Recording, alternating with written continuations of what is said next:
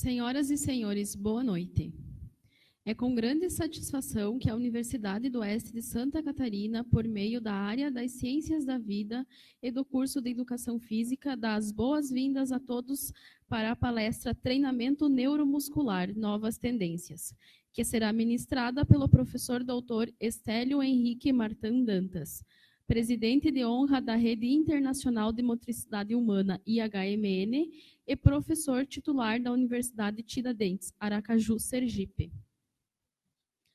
A conferência de hoje, como tema o treinamento neuromuscular Novas Tendências, será ministrado pelo professor Dr. Estélio Henrique Martã Dantas.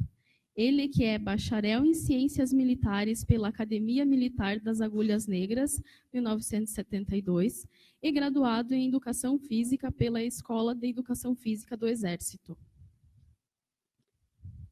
Mestre em Operações Militares, Escola de Aperfeiçoamento de Oficiais, Educação Física, Universidade Federal do Rio de Janeiro, e em Educação, Universidade do Estado do Rio de Janeiro.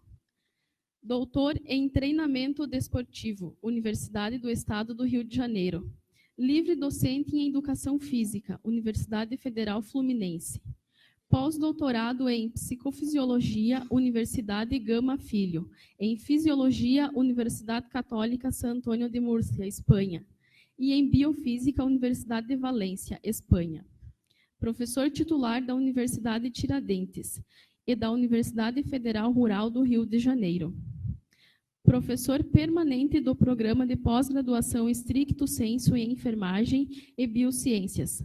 Doutorado da Universidade Federal do Estado do Rio de Janeiro e do Programa de Pós-Graduação Stricto Sensu em Saúde e Ambiente, da Universidade de Tiradentes. Professor colaborador da Universidade de Trás-os-Montes e Alto Douro, Portugal, da Universidade Católica de Múrcia, Espanha, da Universidade degli Studi di Roma, Sapienza, Itália, e da Pontifícia Universidade Católica de Maule, Chile.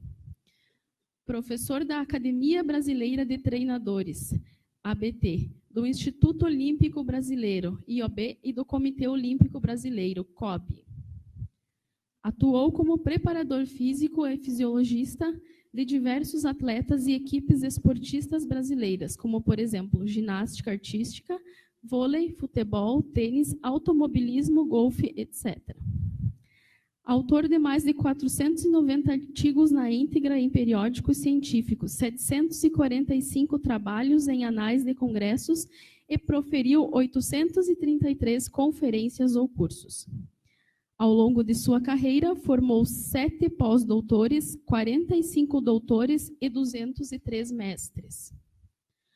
Publicou 25 livros, 54 capítulos de livros diversos no exterior, dentre os quais se destacam A Prática da Preparação Física, Alongamento e Flexionamento, Pensando o Corpo e o Movimento, Psicofisiologia, Exercício, Maturidade e Qualidade de Vida, Obesidade e Emagrecimento e Manual de Avaliação da Flexibilidade. É presidente de honra da International Human Motricity Network. Neste momento, convidamos o professor Dr. Estélio Henrique Martã Dantas para proferir a sua palestra. Boa noite, muito obrigado. O meu mentor na ciência, o professor Manuel Tubino, dizia que currículo grande não é competência, é velhice. Cada vez que eu escuto meu currículo, eu estou ficando velho pra caramba, né?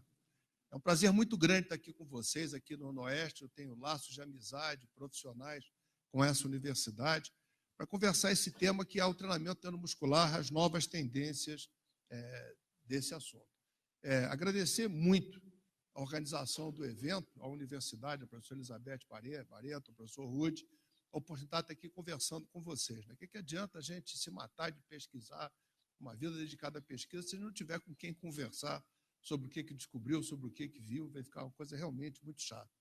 Eu havia pedido a vocês, então, que acessassem aí o Google Play ou a Apple Store, conforme o caso de cada um, viu, professor Furquim? Nessa aula é o contrário, eu quero que todo mundo fique com o telefone na mão, não? Em vez de a gente estar com problema no telefone, quer dizer com o telefone na mão. Vou precisar que vocês baixem 2 aplicativos.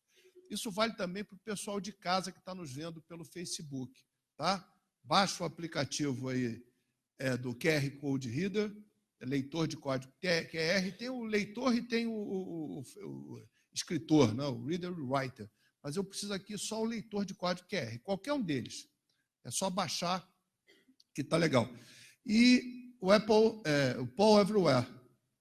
Também baixa esse aplicativo e instala. Já conseguiram fazer a instalação desse aplicativo?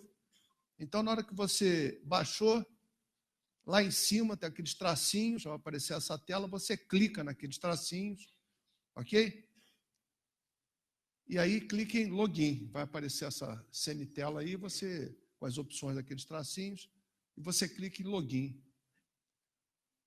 E faz o login com o seu e-mail e com uma senha qualquer que você vai criar. Isso vale para o pessoal que está assistindo pelo Facebook. Vocês vão poder interagir conosco também. Como vocês não estão aqui, não vai ser pelo Wi-Fi, mas vai ser através de SMS, a gente vai poder computar a resposta de todo mundo que está em casa. Ok? Login, senha. Em seguida, vai abrir essa tela aí e vocês vão entrar na nossa sala de aula virtual. Ok? Está lá o paulev.com/, aí a gente coloca Estélio Danta, não tem o S, Estélio Danta 977.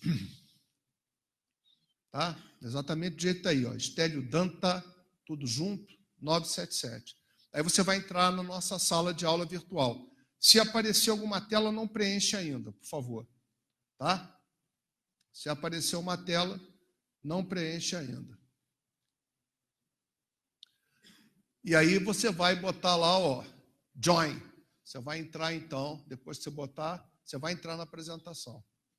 Isso eu disse. Se aparecer alguma tela, não responde nada. Bota só no join e vamos esperar.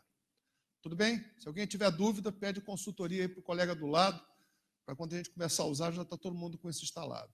Ok? Bom, isso pronto, a gente pode ir adiante. Tudo que a gente vai falar aqui tem nesse livro aqui, ó, A Prática da Preparação Física, tem uma edição já em espanhol, e aí quem já está com o QR Code já pode acessar aí para ver, ele vai estar mandando direto lá para o e-book lá do Grupo GEM. Tá? Você escaneia com o QR Code e você já pega o caminho direto para ir lá para o Grupo GEM. Bom, nós vamos procurar fazer alguma coisa dinâmica. Esse tipo de aula que nós estamos fazendo aqui, aula expositiva, eu falando, vocês escutando, é a pior forma de aprendizagem que existe. Tá? A gente, depois de 2 semanas de estar exposto ao conhecimento, a gente só consegue guardar 10% do que a gente leu, 20% do que escutou, tá? 30% do que você viu acontecendo, 50% do que você viu e ouviu. Ou seja, eu vou estar aqui falando com vocês, vou estar apresentando um PowerPoint, então daqui a 2 semanas vocês vão guardar 50% do que eu falei aqui. É muito pouco, né? É realmente muito pouco. E como é que a gente pode ter uma aprendizagem mais efetiva? A gente consegue guardar 70% do que a gente fala. Na hora que você conversa com o colega do lado, você está colocando em funcionamento outras áreas do seu cérebro que iam ficar amortecidas se você estivesse só vendo ou escutando. Então, eu vou pedir que vocês conversem sobre os temas aqui e a gente vai fazer. Eu vou pedir que vocês, através do nosso aplicativo, se manifestem sobre as coisas, ok? Vamos começar vendo algumas definições e conceitos para nós falarmos todos a mesma língua. No final do ano passado, o American College of Sports Medicine coloca quais são as tendências do mercado de fitness para o ano de 2018. E essas são, então, as 20 tendências que eles dizem que estão acontecendo no mundo todo, não é só o caso do Brasil, no mundo todo. Então, o que ele coloca? High Intense Interval Training, o HIIT, né? O treinamento em grupo, as tecnologias vestíveis, os relógios, os sapatos, as luvas inteligentes, que dão uma interface de consumo calórico, peso que você está levantando, etc. O treinamento com o peso corporal, o treinamento de força, profissionais de fitness, educados, certificados, experientes. Isso é uma necessidade que estão vendo agora. nos Estados Unidos não tem a profissão de profissional de educação física. Não existe um conselho de educação física. Lá qualquer pessoa faz um curso de formação e é coach de esporte, é treinador de natação ou de aeróbica, ou o que seja. E isso eles estão ressentindo, está tendo muita lesão, muito problema. Então, eles já estão dizendo aqui, profissionais de educação de fitness, não, educação física, educados certificados e experientes, yoga, personal training, programas de condicionamento físico para idosos, o treinamento funcional, exercício e perda de peso. Exercise medicine é uma tendência muito grande de usar as terapias não medicamentosas, a síndrome metabólica, a depressão e uma série de problemas. Treinamento personal em grupos, não mais treinamento personal individual, mas treinamento personal com 3 ou 4 pessoas para fazendo grupos de treinamento. As atividades outdoor, tirar o pessoal da academia e levar ao ar livre. Flexibilidade e mobilidade, tarefa de flexibilidade e mobilidade. Profissionais licenciados para o fitness. Então, mais uma vez, voltando àquele mesmo ponto. Circuit training, coaching de wellness, que é qualidade de vida, que é estilo de vida. O core training, que é treinamento do core. E o treinamento de esportes específicos. Se a gente vem aqui, tem diversas coisas que são do treinamento neuromuscular. Inegavelmente, o treinamento neuromuscular está em alta. E isso vai se manter por mais alguns anos. Falar de treinamento neuromuscular não pode ser feito em nenhuma área da nossa que não se fale em genômica. A genômica mudou totalmente a visão com que a medicina, as ciências da saúde, as ciências biológicas estão vendo os seres vivos. E agora que nós temos mapeado os genes do corpo humano, a gente sabe que o rendimento, força, é basicamente uma questão de expressão dos genes disso encarregados. Já se fala em manipulação genética, já se fala em doping genético, mas nós precisamos, pelo menos, entender geneticamente o que vai acontecer quando nós fazemos um exercício aeróbico, ou, no nosso caso, o treinamento neuromuscular. Nós já sabemos exatamente quais são os genes que vão afetar o meu aparelho locomotor em cima do trabalho que eu vou fazer. E você sabendo, então, se aquela pessoa tem mais ou menos expressão gênica naquele gene, você sabe se a treinabilidade que ele vai ter vai ser melhor ou pior. O problema que a gente tem é que o perfil genético é uma coisa extremamente cara. Você traçar um perfil genético é extremamente caro. Então, nós optamos por fazer, em vez do teste DNA, a gente trabalhar com as impressões digitais que nos dão, através da dermatografia, uma capacidade de avaliar não só a marca genética e o desenvolvimento fetal que essa pessoa tem. Né? O leitor dermatográfico do professor Dari Júnior, do professor Alexandre Eberle, foi alguma coisa que trouxe bastante agilidade para a área, e a gente vem utilizando isso muito cada vez que a gente precisa fazer uma incursão na área da genética. Está aqui o professor Rude coletando a impressão digital dos atletas da seleção brasileira de golfe, que competiram na Olimpíada lá do Rio de Janeiro. Qualidades físicas. No treinamento desportivo, qualidade física é exatamente a mesma coisa que valência física e que capacidade física. Quando eu falo de aprendizagem motora, eu falo de coisas diferentes. Valências físicas e capacidade física são diferentes de qualidade física. No treinamento, não, é tudo a mesma coisa. O que é a qualidade física?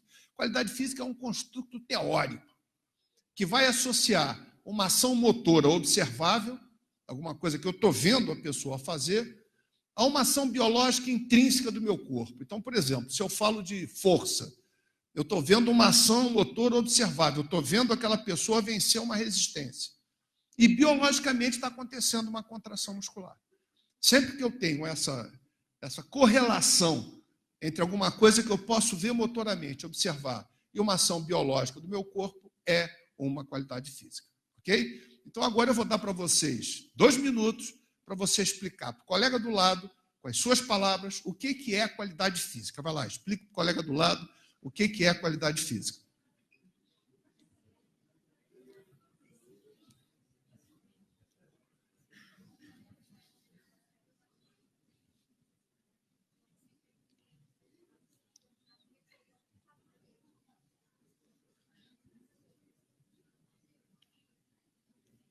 Um explica para o outro, depois o outro explica para um.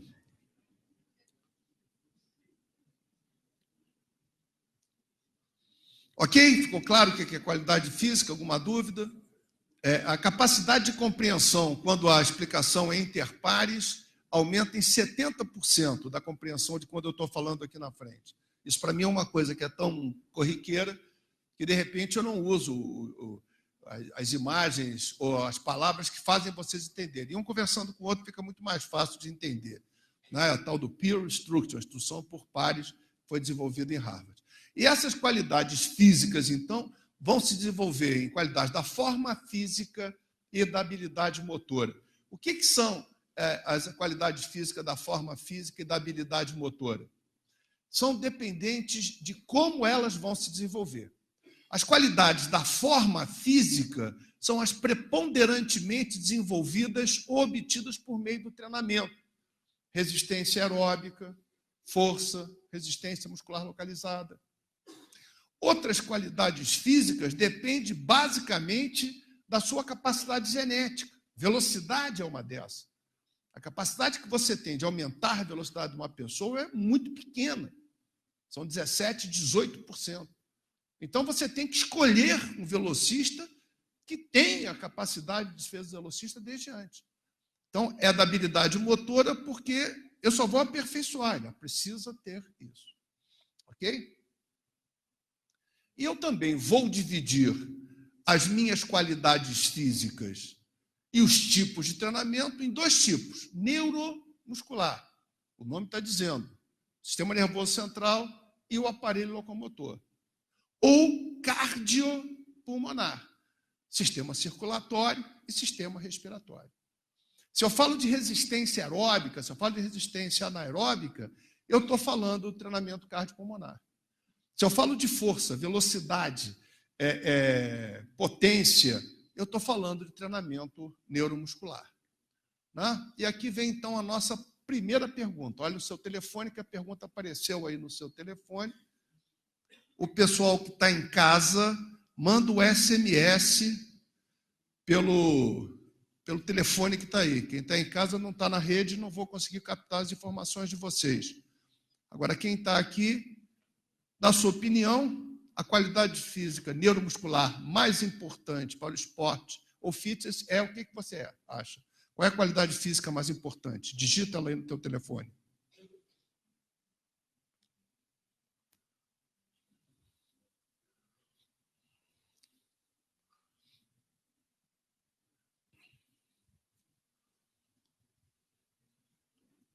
O pessoal que está em casa mandando o SMS lá para esse número, com a qualidade física que ele acha que é mais importante.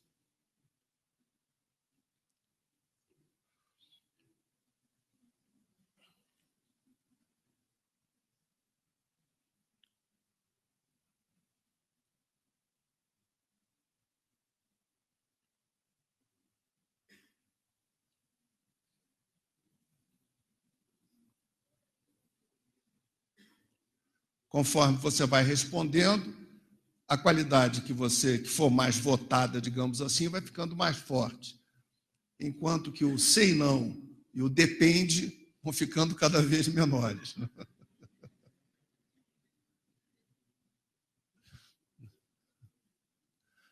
Ok? Todo mundo respondeu? Falta mais alguém? Mais alguém que quer participar e não participou? O pessoal que está em casa, que já quis mandar lá o SMS, já mandou? Ok, então a gente já conseguiu encher. Né? Ele com 70 respostas, ele para. Nós atingimos 300 respostas. Então, nós achamos que a qualidade física mais importante é a força. Depois da força, o que vem? A coordenação, a resistência, a hipertrofia e a flexibilidade. Ok? Então, força, resistência muscular localizada, hipertrofia, nosso ponto de vista, são as qualidades físicas mais importantes para o fitness e para o esporte, né? E é sobre elas que nós vamos, então, enfocar o nosso trabalho. Esse é o quadro de qualidade física. Cada autor tem um quadro de qualidades físicas, com nomes diferentes. Esse quadro foi desenvolvido lá pelo Cláudio Coutinho, na década de 70. Depois o professor Tubino utilizou, eu utilizo há mais de 30 anos. Então, é isso que a gente vai utilizar. Eu trabalho com 3 tipos de força, a dinâmica estática e explosiva, 3 tipos de resistência, a aeróbica e anaeróbica estão aqui porque são cardiovasculares, não são neuromusculares. A flexibilidade e da habilidade motora, coordenação, descontração, agilidade, velocidade e equilíbrio. Né? Em termos de treinamento, que são as qualidades da forma física, quais são os neuromusculares mais importantes? Força, dinâmica estática explosiva, a resistência muscular localizada e a flexibilidade. Isso incide em cima do que a gente escolheu como sendo o mais importante para trabalhar. Sobre flexibilidade eu não vou falar com vocês, tá? É um outro conteúdo todo que a gente vai falar, mas tem esse livro que saiu agora em 2018, Alongamento e Flexionamento, está lá o QR Code que leva vocês aí, quem quiser o livro lá da Manoli.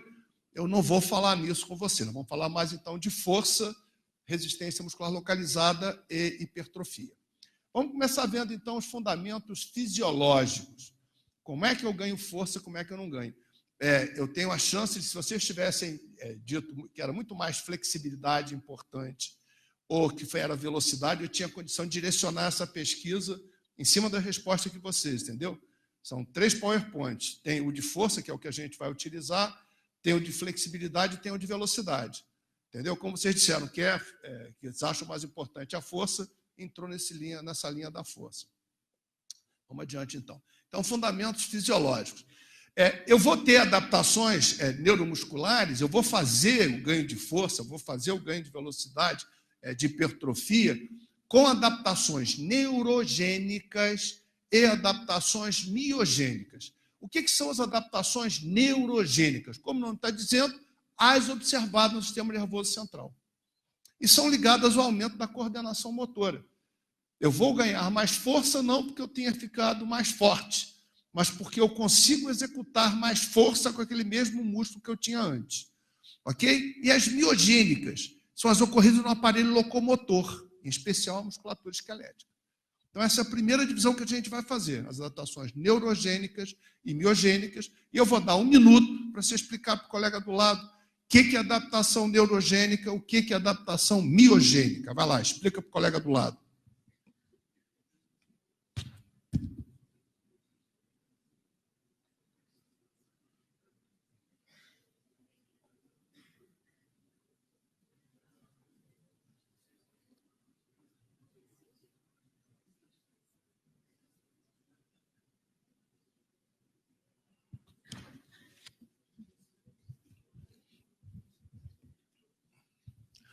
Dúvidas? Perguntas? Ficou claro o que é uma coisa e o que é outra? Nós vamos detalhar agora, vamos entrar no detalhe como é que isso funciona. Mas isso aqui nós temos alguma dúvida? Posso ir adiante? Então, vamos lá. Então, vamos começar pela adaptação, a relação entre a adaptação neurogênica e a adaptação miogênica. Então, meu momento zero, meu aluno, meu cliente entrou na academia e ele vai começar a desenvolver força. Desde o primeiro dia, a força muscular dele vai crescer. A expressão de força muscular dele vai crescer. Agora, nas primeiras 4 semanas, esse crescimento é única e exclusivamente da adaptação neurogênica. Ele não vai hipertrofiar uma única fibra muscular. Mas a gente vai ver por quê. Ele vai ter ganho de força, porque ele está tendo adaptação neurogênica. A partir da 4ª semana, começa a haver adaptação miogênica. Mas até a 8ª semana, predomina a adaptação neurogênica. Depois da 8ª semana, começa a predominar a adaptação miogênica. E depois da 12ª semana, só há adaptação miogênica. Já aconteceu toda a adaptação neurogênica. A força dele foi subindo o tempo todo, até chegar ao patamar de força biológico, limite máximo de força genética que ele tem para aquele ciclo. Para passar disso, só uma adaptação bombogênica, se é que vocês me entendem o que eu estou dizendo, não? Porque fisiologicamente ele chegou ao seu limite. Outro ciclo, tudo isso vai acontecer de novo. Isso é fisiologia, não fui eu que inventei, foi o cara lá de cima que nos fez assim. Não adianta você querer forçar a barra. Não adianta você querer aqui no início tacar muito peso em cima do teu cliente, teu atleta, teu paciente, porque as coisas não vão mudar. A adaptação neurogênica é a adaptação da coordenação motora. É você aprender a fazer o movimento. E você aprende a fazer um movimento melhor com mais repetição ou com mais intensidade? Mais repetição. Quanto mais você repete um movimento, mais você aprende sobre ele. Então, não há como você, no início do teu programa de musculação, não fazer muita repetição. Porque é como você consegue explorar ao máximo a sua adaptação neurogênica. Ok? O que é adaptação neurogênica? São dois tipos de adaptação neurogênica que eu tenho. As ligadas à coordenação intramuscular, o que acontece dentro do músculo, e as ligadas à adaptação intermuscular, dentro dos músculos do mesmo segmento. Vamos começar vendo aqui ligadas à coordenação intramuscular. São dois procedimentos, o recrutamento e a somação temporal. O que é o recrutamento? Refere-se a quantas e que tipo de unidade motora serão recrutadas. Nós conhecemos a lei do tudo ou nada. O que é a lei do tudo ou nada? O que é uma unidade motora? Unidade motora é um motoneurônio e as fibras musculares a ele conectadas. O mesmo fascículo muscular tem distintas unidades motoras, porque o endomísio, a face de tecido conjuntivo que separa as fibras musculares, é um isolante elétrico. Então, as fibras musculares ligadas ao mesmo motoneurônio constituem uma unidade motora. Quando você manda um estímulo nervoso para aquela unidade motora, toda a unidade motora se contrai. Isso é a lei do tudo ou nada. Você escolhe as unidades motoras pelo limiar de excitabilidade. Nós temos 7 tipos de fibra, mas para simplificar, vamos trabalhar com 2 tipos de fibras, fibras rápidas e as fibras lentas, as glicolíticas e as oxidativas. As fibras glicolíticas têm limiar de excitabilidade mais alta, porque elas se fatigam com mais facilidade. Já as fibras oxidativas têm um limiar de excitabilidade mais baixa, porque tem mais resistência. Então eu olho aqui, eu vou pegar aquele copo. Eu sei o peso que aquele copo tem. Quando eu dirijo a mão para pegar o copo, o meu cérebro já decide. Eu só vou usar a fibra oxidativa para não cansar. Então eu só uso fibra oxidativa. Aí eu quero levantar a mesinha. Aquela mesinha parece ser pesada. Então eu vou usar a fibra glicolítica. Eu quero levantar essa cadeira. Aí então eu vou ter que usar a fibra glicolítica e oxidativa. Mas na hora que você decide qual é o tipo de fibra, aquela unidade motora como um todo vai se contrair. Né? E a somação temporal refere-se à frequência do estímulo. Vamos ver primeiro o recrutamento. Falei para vocês, então, que eu vou ter 2 tipos de fibra, basicamente 3 tipos de unidades motoras. O que vai fazer que uma fibra seja glicolítica ou oxidativa é o tipo de motoneurônio que o inerva, que a inerva. Os motoneurônios fásicos vão inervar fibras glicolíticas, motoneurônios tônicos vão inervar fibras oxidativas. Eu posso pegar esse rapaz que tem predominância de fibra glicolítica e colocar ele para fazer trabalho aeróbico de baixa intensidade, que ele não vai mudar o tipo de fibra que ele tem. Eu posso pegar esse aqui que tem predominância de fibra oxidativa e botar para fazer treinamento de força ou de velocidade, não vai adiantar porque ele não vai mudar o tipo de fibra que ele tem. Eu só consigo mudar o tipo de fibra se eu fizer inervação recíproca, troca de inervação. Se eu corto o motoneurônio fásico e ligo numa fibra oxidativa, ela vira glicolítica. Mas com treinamento eu não consigo reverter isso. Ok? Então, eu tenho geneticamente determinado uma quantidade de motoneurônios A ou B, que são os fásicos, uma quantidade de motoneurônicos tipo C, que são os tônicos. Isso vai me dar unidades motoras glicolíticas e unidades motoras oxidativas.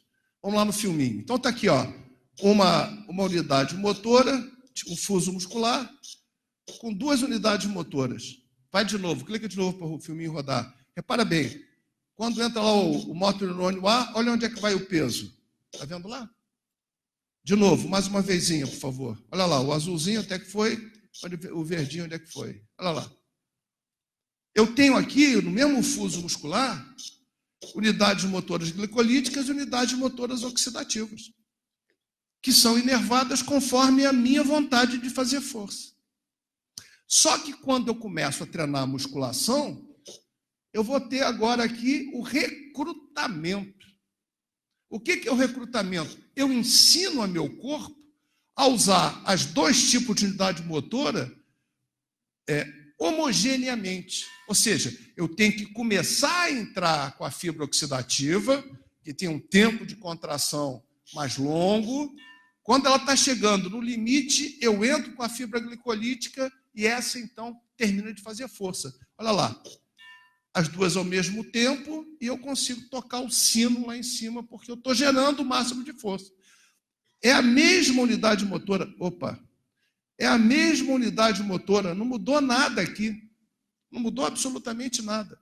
Só que eu aprendi a usar as 2 unidades motoras ao mesmo tempo. Deu para entender o que é somação, o que é o recrutamento? Eu aprendo a usar as minhas fibras musculares, as minhas unidades motoras de forma coordenada. Tudo bem? O próximo é a somação temporal. O que é a somação temporal? É a velocidade de estímulo. Vou começar dando aqui 90 milissegundos de estímulo. Olha lá, eu tenho 2 piques que não se somam. Vou dar mais rápido, 70 milissegundos. Já começou a haver somação temporal. Agora, 50 milissegundos, aconteceu somação temporal. O mesmo unidade motora recebe 2 vezes o mesmo estímulo, antes de se contrair. Então, ela é capaz de gerar mais força. Percebeu? Então, a adaptação neurogênica é você, utilizando a mesma musculatura que a pessoa tem, ou por somação temporal, ou por recrutamento, fazer essa pessoa gerar mais força. Por isso que depois de uma semana de academia, ele estava fazendo supino lá com 15 quilos, consegue fazer com 17. Ele não ganhou massa muscular. Ele aprendeu a usar melhor a massa muscular que ele tinha. Deu para entender? Então, vai lá, explica para o colega do lado o mecanismo da adaptação intramuscular. Ver se consigo voltar aqui. Vai lá, explica para o colega do lado.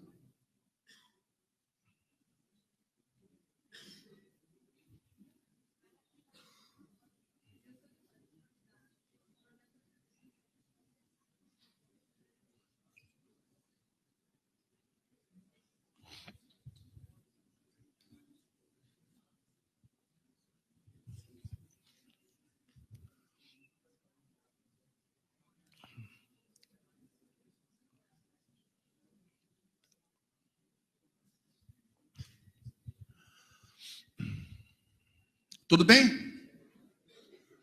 Dúvidas?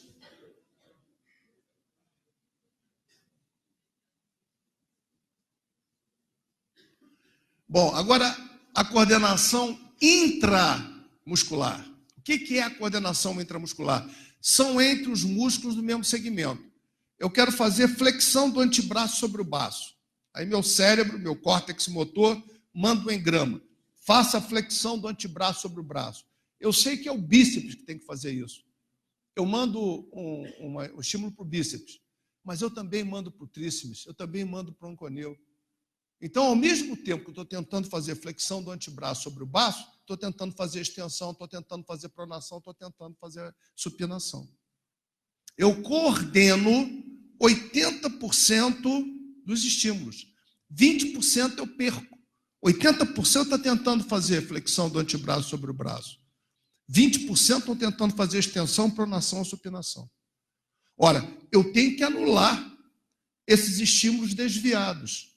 Então, eu vou perder 20% dos estímulos coordenados para anular os 20% desviados.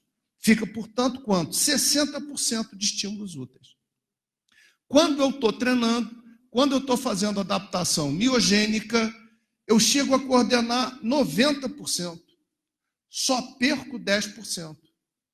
Perdi 10% de estímulos desviados, 10% de estímulos coordenados para anular esses 10%, sobra 80%. Isso se você for uma pessoa normal.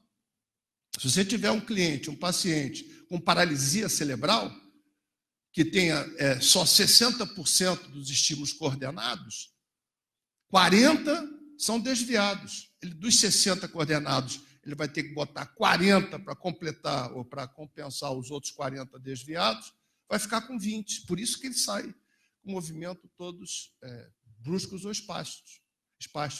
Porque ele só tem 20% de coordenado. Isso se for um paralisado cerebral brando. Se for um paralisado cerebral severo, que só coordena 50% do estímulo, ele não consegue fazer nada. Ele é como se estivesse preso no próprio corpo, né? Quero fazer flexão do antebraço sobre o braço. Ele sabe o que tem que fazer, mas metade dos estímulos são para isso, metade se perde e ele não faz nada. Então, você chega na academia coordenando 80% dos estímulos. Depois de fazer adaptação neurogênica, você consegue coordenar 90% dos estímulos. A mesma massa muscular, você está fazendo mais força. Tudo bem? Isso é adaptação neurogênica, né? Vamos ver agora. Opa! Aqui mesmo. Vamos lá, sua pergunta aqui, ó. Dá uma olhada no seu telefone.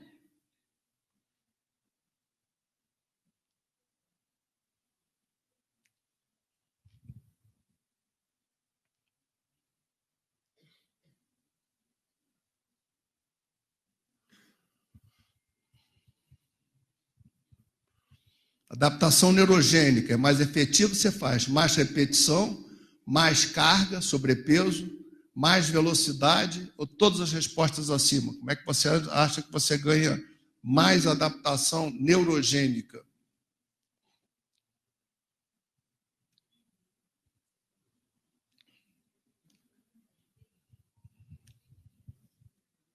Pessoal de casa, é só mandar o SMS lá para o 61 429 883 481, que consegue se manifestar e votar também aqui nessa.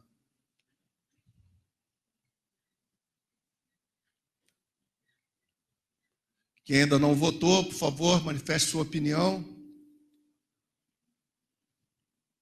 Com os meus alunos, eu tenho acesso, aí tem o e-mail de vocês, né? Eu tenho acesso a quem respondeu a resposta certa ou errada, até a gente já tira a nota ou dá nota. Ah, bacana. Vamos lá, ainda está em aberto, pronto, agora completou. Agora a gente fechou, todas as respostas foram feitas, 90% mais repetições, né? 5% mais carga sobrepeso, 5% todas as respostas acima. O correto é mais repetição. Tá? Alguém saiu, aí abriu chance que outra pessoa votasse no lugar. Né? Alguém se arrependeu de ter colocado mais carga ou todas as respostas acima, tirou, deu chance de aumentar. Né? Mas é realmente mais repetição. Por quê? Você tem que ensinar uma criança a jogar bola, a chutar uma bola a gol. O que é melhor? Você colocar ela para dar mais chutes a gol ou colocá-la do meio de campo para tentar acertar o gol? A aprendizagem se faz com repetição. Então, a adaptação neurogênica vai se fazer com mais repetição. Pois, Tério, você não está dizendo que se eu uso pouca carga para ter que usar mais repetição, eu vou estimular as fibras oxidativas? Vai. Mas que dá hipertrofia na fibra glicolítica? É. E como é que eu posso fazer isso? Espera aí que a gente dá o jeito. Mas não deixe de fazer muita repetição no início do seu trabalho para que você faça uma correta adaptação neurogênica. Vamos adiante. Vamos ver as adaptações miogênicas, que também são conhecidas como a hipertrofia. Eu vou ter duas diferentes classificações de tipo de hipertrofia. Primeiro é quando acontece, aguda e crônica. Em relação ao momento de que acontece. O que é hipertrofia aguda? Ocorre imediatamente após o exercício e tem pequena duração. Consiste no edemaciamento do músculo por acúmulo de catabólitos exudados da contração muscular. Então, você termina de treinar, tua musculatura está inchada. Eu, quando era novo, era metida forte, o Forquinho lembra disso, né? Era metida forte, daí ia para festa, malhava, antes você ia todo inchadinho, né? Daqui a pouco começa a murchar, daí tem que ir para o banheiro puxar a toalha, fazer push-ups de costa na pia, né? Porque isso tem curta duração. A tua musculatura está com água. E já a hipertrofia crônica não, surge em função da continuidade do treinamento, devido à anabolização de proteínas contráteis e aumento das organelas da fibra muscular, mitocôndria, retículos, ribossomos, etc. E tal. Quanto ao efeito, por que acontece a hipertrofia? Eu também tenho dois tipos, a actomiosínica e a sarcoplasmática. A actomiosínica é devido à anabolização das proteínas, em especial a actina e miosina. E a sarcoplasmática surge em função do aumento das substâncias existentes dentro do sarcoplasma, tais como organelas, glicogênio, triglicerídeos, etc. E tal. Então, a hipertrofia aguda só é sarcoplasmática. A hipertrofia crônica pode ser actomiosínica ou pode ser sarcoplasmática. Dependendo do quê? Da velocidade de execução. Se eu faço um movimento em velocidade, eu vou ter hipertrofia actomiosínica. Se eu faço um movimento com duração, eu vou ter hipertrofia sarcoplasmática. Então, eu vou decidir se eu quero que o meu cliente, meu atleta, meu paciente tenha hipertrofia actomiosínica ou sarcoplasmática preponderantemente. Eu fui preparador físico da equipe brasileira de ginástica olímpica feminina. Eu precisava que as meninas fossem muito fortes e leves. Então, eu só fazia hipertrofia actomiosínica com ela. Quando eu trabalhava de personal trainer na academia, que o cara queria ficar forte, eu interessava o tamanho do cara, não interessava o que eu estava botando lá dentro. Se era proteína contrátil ou se era glicogênio, triglicerídeos, não interessava. Então, eu vou querer uma hipertrofia sarcoplasmática ou uma conjunção das duas. Tá? Então, aqui, ó, está aqui a hipertrofia miofibrilar ou actomiosínica, em que eu vou ter mais miofibrila, o músculo é mais forte, mais denso, com mais miofibrilas, e a hipertrofia sarcoplasmática, em que o músculo está inflado, está com mais fluidos. Aqui, se eu fizer um trabalho mais veloz, aqui, se eu fizer um trabalho com mais duração. Ok? Um minutinho para explicar para o colega do lado o que é hipertrofia sarcoplasmática e o que é hipertrofia actomiosínica. Vai lá, explica para o colega do lado.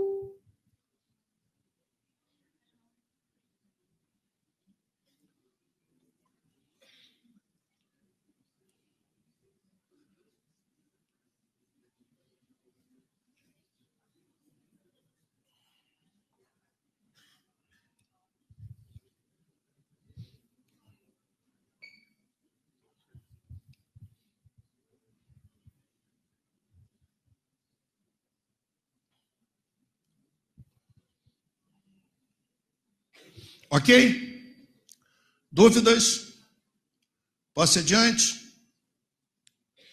Bom, então como é que acontece isso? Toda vez que eu vou fazer uma adaptação miogênica, basicamente em cima da miofibrila, paralelamente vai acontecer em cima do sarcoplasma, mas eu estou vendo muito mais a actomiosínica aqui, eu vou ter uma fase catabólica e uma fase anabólica. O que é a fase catabólica? É quando ocorre destruição das miofibrilas dentro do sarcômero. Eu vou destruir as miofibrilas que eu tenho dentro do sarcômero. E a fase anabólica é quando eu vou reconstruir as proteínas contráteis dentro da miofibrila. Isso vai acontecer exatamente dentro das miofibrilas. As minhas proteínas contráteis, minha actina, miosina, troponina, tropomiosina, vão sofrer trações, vão sofrer tensões durante o meu exercício. Né? Então, eu vou ter uma fase de destruição catabólica, em que eu vou fazer ruptura e necrose das miofibrilas. vou produzir edemaciamento, hematoma entre as miofibrilas rompidas e uma relação inflamatória. Não dá mais para entender o processo de hipertrofia sem estudar a reação inflamatória e imunológica que eu tenho quando em resposta ao exercício. Então, fisicamente, mecanicamente, eu vou romper e necrosar essas miofibrilas. Aí depois tem uma fase de reparo, que é inicialmente catabólica e depois anabólica. O que vai acontecer? Eu faço uma fagocitose do tecido necrosado, então todo o meu sistema imunológico vai lá tirar aquele tecido que foi necrosado, e aí começa a fase anabólica, regeneração de miofibrilas, produção de tecido conjuntivo cicatricial, neovascularização dentro da área lesada. E depois vem só uma fase de remodelação anabólica, maturação de miofibrilas regeneradas, contração e reorganização do tecido cicatricial e recuperação da capacidade funcional muscular. Isso acontece de forma sucessiva após o exercício. Vamos ver aqui, então, só a fase catabólica.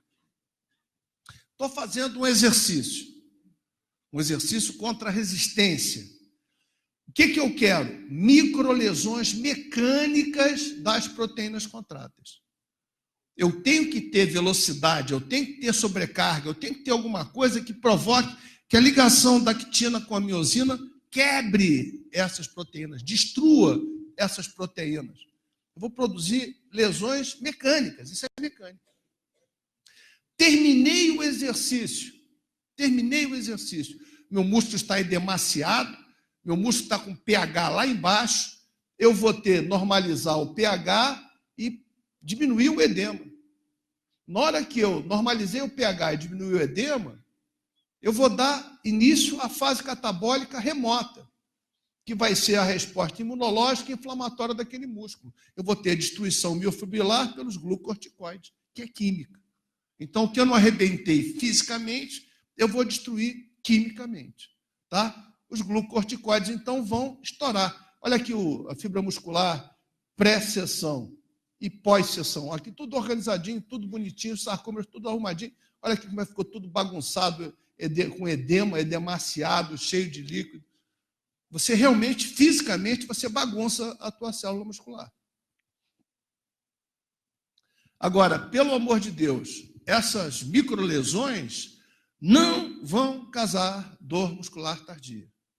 É muito comum, isso é lenda urbana dentro da educação física. O cara vai na academia no dia seguinte, está todo cheio de dor. Não, isso são as microlesões que você tem que ter para ter hipertrofia. Que ele tem que ter microlesão para ter hipertrofia, isso é verdade. Que isso cause dor não é verdade. A gente não tem inervação de dor dentro do músculo. Os nossos receptores de dor estão nos endomísios, perimísios, epimísios, estão fora da célula muscular. Então, no músculo, você não vê turnover proteico. Senão você agora estava morrendo de nevralgia, que nesse momento você está fazendo turnover proteico. Tem proteína sendo quebrada em aminoácido, tem aminoácido virando proteína. O que vai causar dor muscular tardia, o que é? A inflamação do tecido, em cima do tecido conjuntivo. Você não aqueceu direito, ou você deu uma carga excessiva, isso quebrou a linha Z, isso vai produzir um edema que vai afetar o seu endomísio, você vai ter dor. A miofibrila destruída não dói, é fisiológica. A dor vai ser patológica. Ok? Então está aqui, ó, minha suprarrenal segrega o cortisol, o corticosterona, que vai virar o glucocorticoide, que é o anabolizante que vai lá cortar, o catabolizante que vai lá cortar as tuas proteínas contráteis. Paralelamente a isso, o meu organismo experimenta ou oferece uma resposta inflamatória e uma resposta imunológica. Dependendo do tipo de estresse que eu esteja submetendo o meu organismo, se é um estresse mecânico, muito peso ou muita velocidade, ou é um estresse metabólico, muita duração, muito desgaste dos meus nutrientes, eu vou ter respostas paralelas a isso. Ok? Então, toda a minha cascata inflamatória, minhas citocinas, interleucina 1, 2, 6, fator antitumoral alfa, todo o meu sistema imunológico, os neutróficos, os macrófagos, vão atuar sobre isso. O organismo entende o exercício como uma agressão imunológica inflamatória. A gente já pode até prever, quer dizer, eu já sei como causar o efeito do exercício sobre o músculo. Eu não sei como localizar, mas eu já posso prever que nós vamos ter nanorobôs que vão levar os fatores inflamatórios e imunológicos direto para o músculo que você quer trabalhar. Daqui a pouco nós vamos ter pílulas de agachamento, né? Pílulas de supino. Aí, se o profissional de educação física ficar sendo um mero colocador de anilha, um passador de exercício, vai perder o emprego, né? Porque a pílulazinha vai fazer o que ele quer. Mas se você está tratando do ser humano, preocupado com a saúde dele, com o seu desenvolvimento, aí sim, para isso sempre vai ter emprego. As pesquisas mostram que o cuidado, o contato pessoal, a atenção pessoal é o emprego que vai ter no futuro. Ok? Então, o que vai acontecer depois disso? Vem a fase anabólica. Eu destruí aquela proteína, eu vou começar a minha fase anabólica. Eu tenho células satélites na minha musculatura. Se eu estou estimulando o meu músculo, né, a miostatina vai ativar essas células satélites que vão proliferar, vão diferenciar, olha lá, o IGF-1, a interleucina 6, a miotastina, que vão fazer com que essas células diferenciadas vão fazer os miotubos de fibra muscular que vão se fundir, aumentando a massa muscular. Isso se a minha recuperação for adequada. Se eu não tiver o tempo de recuperação proporcional à minha fibra, ao meu exercício, ao invés de ter hipertrofia, eu vou ter a atrofia. Aquilo é o mesmo esquema, só que agora separado, né? Então, começo aqui com o meu músculo, com as células satélites quiescentes, faço um exercício que provoca o miotrauma, é um processo inflamatório. Esse miotrauma, através de todos os fatores imunológicos e inflamatórios que eu falei para vocês, ativa e prolifera as células satélites. Essas células satélites vão se diferenciar. Se o meu tempo de recuperação foi adequado, a importância da periodização, você dosar o teu estímulo e a tua recuperação, essas células satélites vão provocar hipertrofia, vão se juntar nas fibras musculares, aumentando a sua seção transversa. Se o miotrauma foi muito severo e você não teve tempo de recuperação, essas células satélites vão fazer o quê? Vão fundir com o que você deixou, que você arrebentou, para formar uma nova miofibrila. Hoje em dia, um campo de estudo muito grande é a autofagia. As pessoas treinam como umas loucas, pensando que estão melhorando, e, na verdade, estão piorando. Em vez de ter um ciclo de regeneração e hipertrofia, começam a fazer a autofagia, fica a musculatura estabilizada. O cara treina igual um condenado e não aumenta a massa muscular dele. Ele está fazendo autofagia, ele não está tendo o tempo de recuperação que o organismo dele precisa. Ok?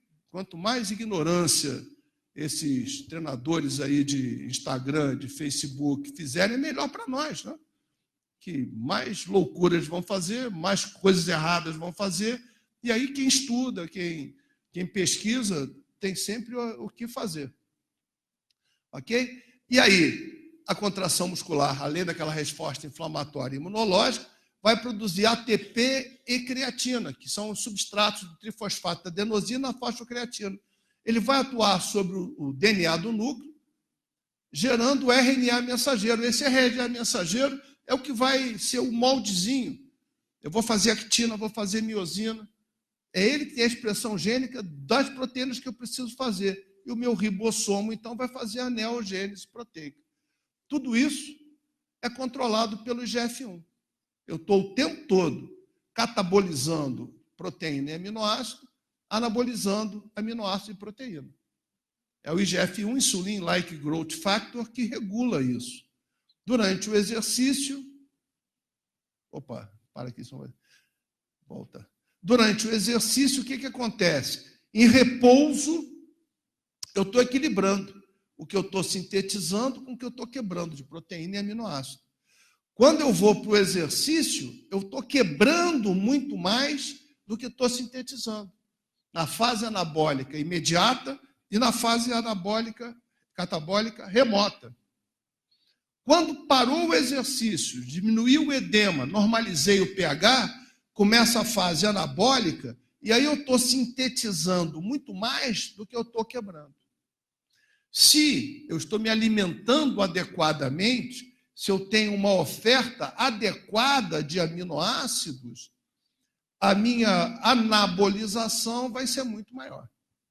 E aí as pessoas acham que para isso tem que se entupir de suprimentos de aminoácidos, sem saber qual é o aminoácido que está tomando. Nossos amigos nutricionistas é que são as pessoas que vão dizer se está faltando aminoácido na sua dieta, qual é o aminoácido que você tem que tomar.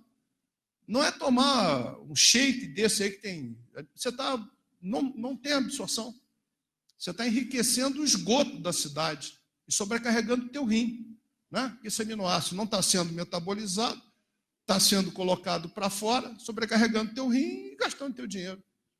Então, se na minha dieta eu não tenho uma alimentação equilibrada, se eu tiver que fazer suplementação de aminoácido, é algum aminoácido muito específico. Não é tomar eles de forma geral, porque não vai adiantar para isso. Bom, o Insulin-like Growth Factor, o IGF, é o que é o grande segredo dessa brincadeira. E ele é gerado dentro do músculo, dentro das cartilagens dos tendões, quando começa o meu estímulo de treinamento. Então, na hora que eu começo a fazer exercício, 4 semanas depois, aumenta a minha produção intracelular de IGF-1 e IGF-2. O IGF-1 vai produzir hipertrofia muscular, o IGF-2, hipertrofia de ossos, cartilagens e tendões. Então, se eu pegar uma cobaia ou um ser humano, botar um trabalho de musculação e dosar no sangue dele, até depois de 4 semanas, não há um aumento do IGF-1 circulante. Mas quando eu faço biópsia, lá dentro da miofibrila, dentro da fibra muscular, eu tenho mais IGF-1. Então, a partir de 4 semanas, eu começo a ter hipertrofia muscular. Porque eu tenho mais IGF-1. E eu mostrei para vocês que quem regula o turnover proteico é o IGF-1. Eu só vou fazer mais proteína se eu tiver mais IGF-1. E eu só vou ter mais IGF-1 depois de 4 semanas de exercício. Antes, não adianta. Eu vou tomar IGF-1. Não funciona. IGF-1 funciona com chave e fechadura.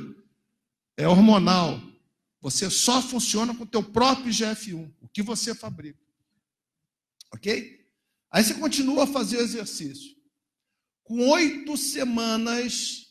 a pituitária começa a gerar o hormônio de crescimento, o GH.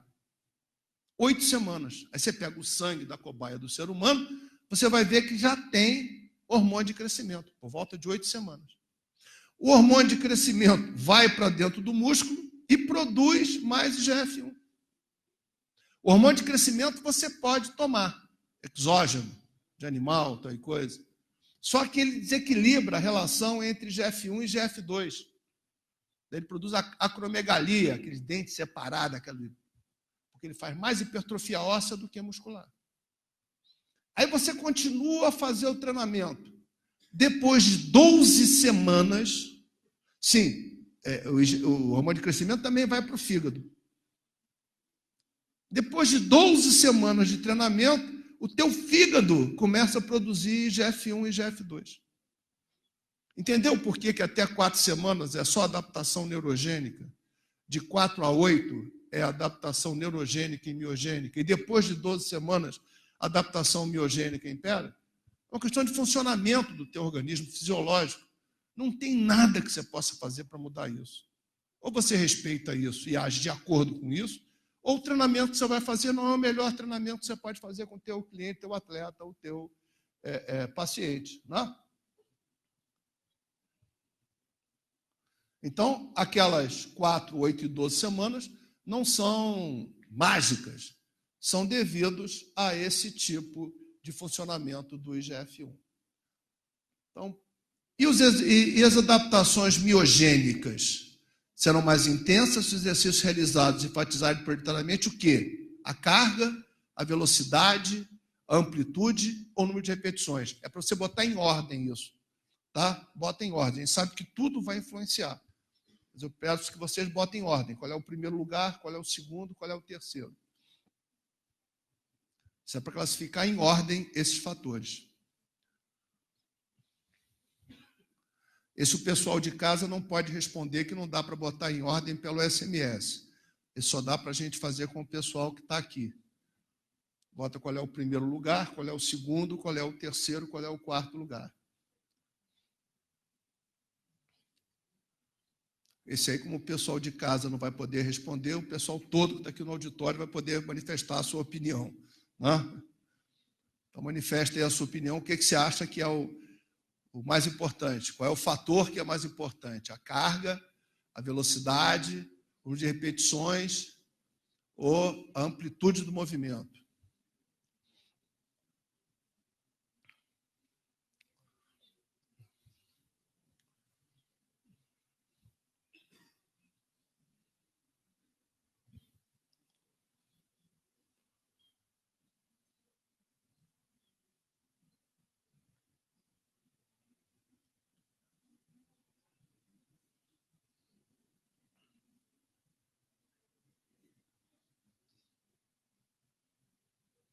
De repetições e carga está brigando ali violentamente. Né? Mas olha, eu estou falando de adaptação miogênica, não estou falando de adaptação neurogênica. Estou falando de adaptação do músculo. Mais alguém quer responder?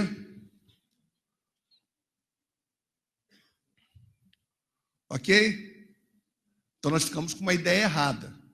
No caso da adaptação miogênica, o importante é a carga.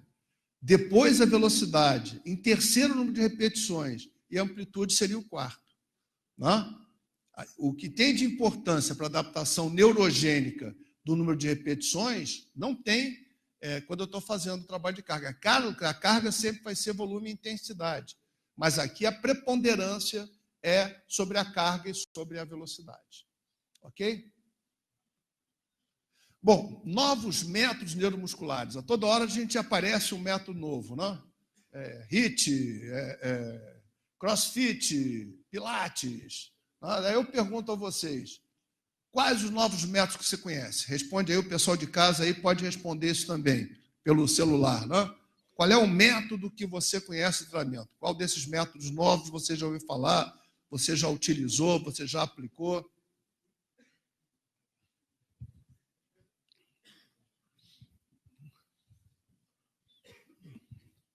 É para neuromuscular, hein?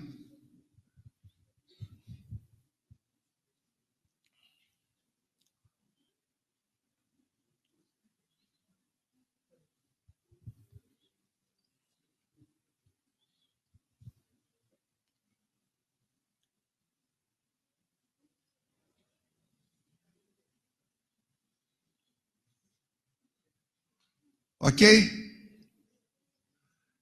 Então ficou lá o CrossFit, o HIIT, treinamento funcional. Né? Eu acho que realmente são esses os mais. Vamos começar pelo HIIT, High Intensity Interval Training, que é muito feito em cima de cardiopulmonar, mas ele pode ser feito de forma neuromuscular. Você pode botar lá uma sequência de exercícios neuromusculares. Qual é a jogada? Eu ter tempos de estímulo de alta intensidade e curtos e tempo de recuperação entre eles. Né? Então, eu consigo, em pouco tempo, ter um estímulo bastante grande. Né?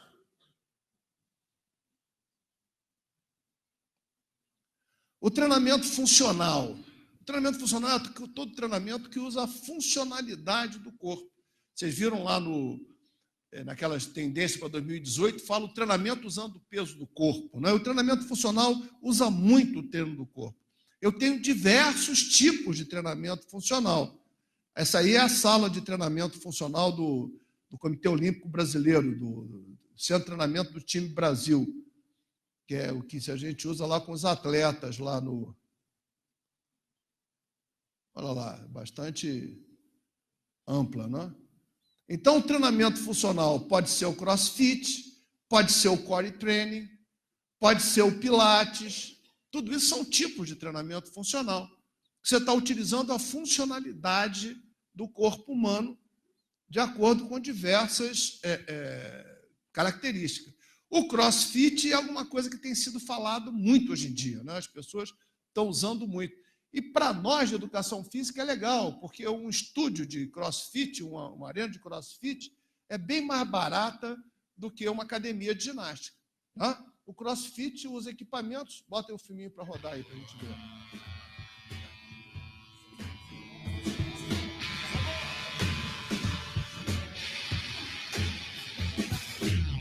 CrossFit, a gente pode resumir ele em três termos. O treinamento funcional, constantemente variado e de alta intensidade. O treinamento funcional, a gente procura trabalhar dando função ao corpo humano.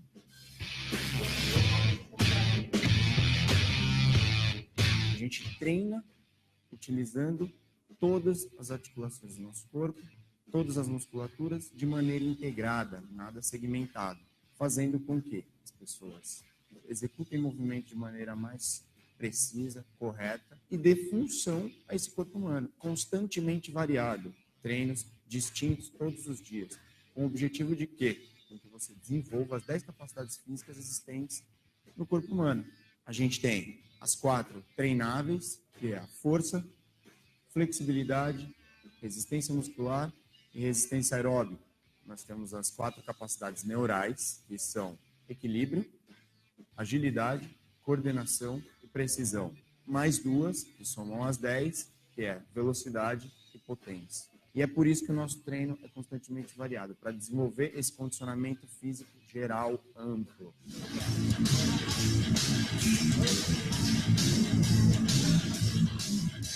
Dentro do CrossFit, a gente sempre procura buscar a alta intensidade dentro da capacidade de cada indivíduo que treina aqui. Nem todos são iguais, então a gente tem que trabalhar de maneiras distintas, mas sempre fazendo com que o aluno tente buscar essa alta intensidade, o seu limite, tentando se superar a cada treinamento.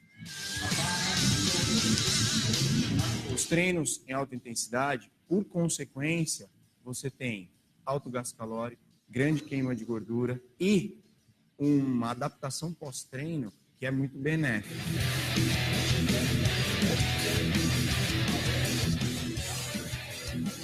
O nosso treino tem duração de 1 hora. O treino é dividido em aquecimento, parte técnica e a parte principal, que é o OD. Tem ODs de 5 até 20 minutos, 25 minutos. Com treinamentos de curta duração, a gente consegue ganhar uma capacidade, por exemplo, capacidade aeróbica, igual ou superior à de uma pessoa que treina corrida ou cardio fora, treinando o próprio gesto da corrida por um grande volume. Ok, o WOD é Workout of the Day. Né? Então, se utiliza muito o peso corporal, se utiliza equipamentos que são mais baratos, isso facilita muito o acesso a você ter teu próprio negócio. Né? Também está muito em moda, hoje em dia, a parte de relaxamento, consciência corporal, que também é neuromuscular. E o treinamento de oclusão vascular, alguma coisa que tem sido feito bastante para se ganhar massa muscular. Né? A oclusão vascular se baseia no impedimento do fluxo sanguíneo em alguma região, e os artigos mostram que há efeito. A hipertrofia, quando você faz o trabalho de alta intensidade com oclusão vascular, é muito maior quando você faz o mesmo trabalho sem oclusão vascular. Hoje em dia já está se colocando equipamentos mais sofisticados que fazem essa oclusão vascular. Para terminar, que já me sinalizaram lá que o tempo terminou, vamos falar rapidamente dos fundamentos metodológicos. Então, Uma das coisas que a gente vai precisar disciplinar é a velocidade de execução. O Poliquin foi um cara que escreveu sobre isso, sobre a velocidade concêntrica e excêntrica. E ele mostra que o trabalho tem que ser o mais rápido possível de forma concêntrica. Se eu estou trabalhando com muita repetição, eu estou trabalhando com pouco peso. Isso aí ia estimular a fibra oxidativa. Mas quando eu faço um trabalho veloz na fase concêntrica, eu estimulo fibra glicolítica. E na fase excêntrica, eu faço um trabalho, então, mais lento. Eu posso ter, então, o 4020. O que é isso? 2 segundos de fase concêntrica, 1, 2, 3, 4 de fase excêntrica. 2020. 2 segundos de fase concêntrica, 2 de fase excêntrica. 6020. 1, 2, 1, 2, 3, 4, 5, 6.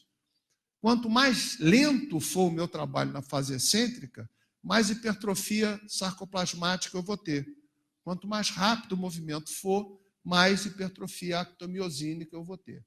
Esse aqui é um quadro em que a gente procura botar para cada qualidade física qual é o percentual de trabalho de uma repetição máxima, qual o número de repetições que a gente deve fazer, qual a velocidade de execução, qual o intervalo, qual a ordem do exercício e o tipo de respiração. Esse aqui é o quadro para eu trabalhar na musculação. Cada tópico desse é um quadro, é um tópico que é exaustivamente pesquisado, para que a gente tenha o máximo de efeito do treinamento.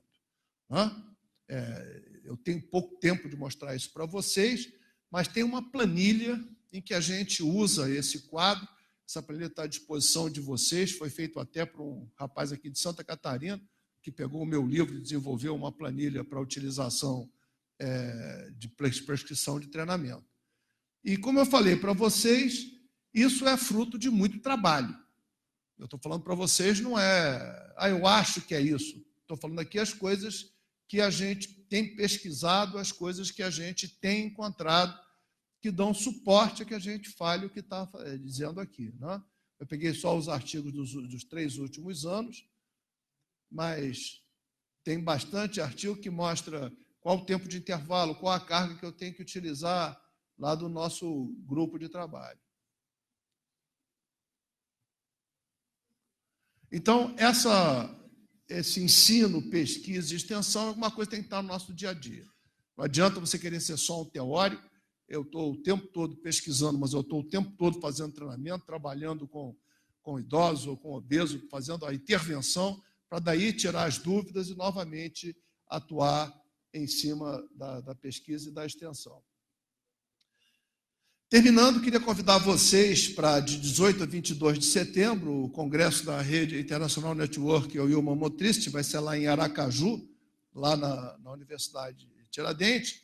Quem quiser ter acesso ao conteúdo dessa palestra, basta escanear esse QR Code, que você tem acesso a todo o PDF dessa palestra. Se você não baixou o QR Code, fotografa e depois lê o QR Code.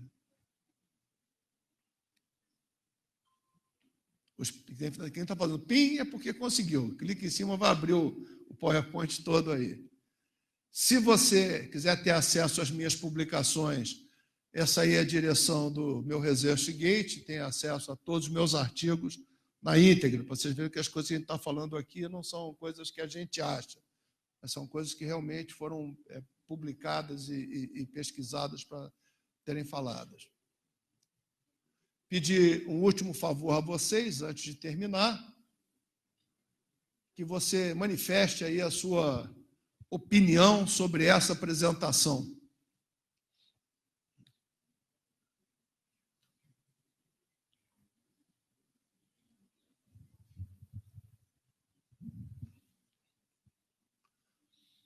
O pessoal de casa também pode, pelo SMS, colocar lá o...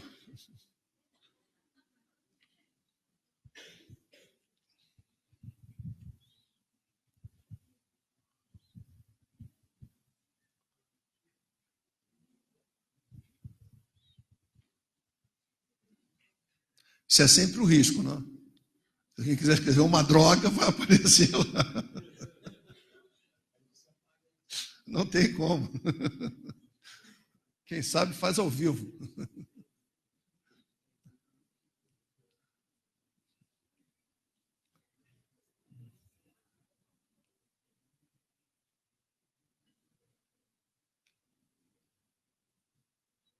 Tem mais algumas vagas, acabou? Ok? Então agradeço muito a avaliação que vocês fizeram. Me boto à disposição aí nas redes sociais ou pelo meu e-mail, tá? Essa palestra é igual liquidificador, tem 6 meses de garantia, né? Qualquer dúvida que vocês tenham, pode entrar em contato, tá? Muito obrigado, então.